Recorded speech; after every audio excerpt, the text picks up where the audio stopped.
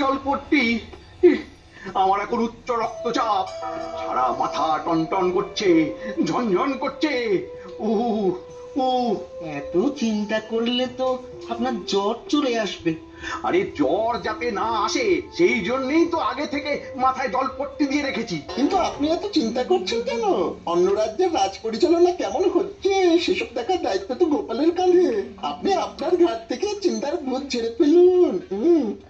উফ, সে কি এত সহজে ঝেড়ে ফেলা যায়? গোপাল আর ওর দলবল 15 দিন ধরে অন্য রাজ্যে গিয়ে কি যে করবে তা কে জানে। ওখানে কিছু ভালো দেখলেই আমাদের রাজ্যের সাথে তুলনা করবে। আর সেই তুলনায় যদি অন্য রাজ্য ভালো প্রমাণিত হয় তাহলে তো মহারাজ আপনাকে তুলোধনা করবে। ওহ, ওরে ওরে, সেটাই তো চিন্তার বিষয়। আমি এই রাজ্যের মন্ত্রী বলে কথা, কোনো সমস্যা খুঁজে পেলেই সব দোষ এই মন্ত্রীর মাথায় এসে পড়বে। উফ,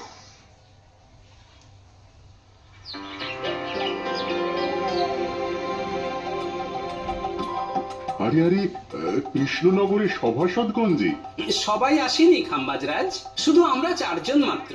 আমি সভাকবি, বিজ্ঞানী আর পণ্ডিত। তা বিনা নিমন্ত্রণে হঠাৎ করে হাজির, কোনো কারণ আছে বুঝি? এই কেমন কথা মন্ত্রী? ওনারা আমাদের অতিথি, অতিথিদের সাথে কেউ এইরকম আচার আচরণ করে?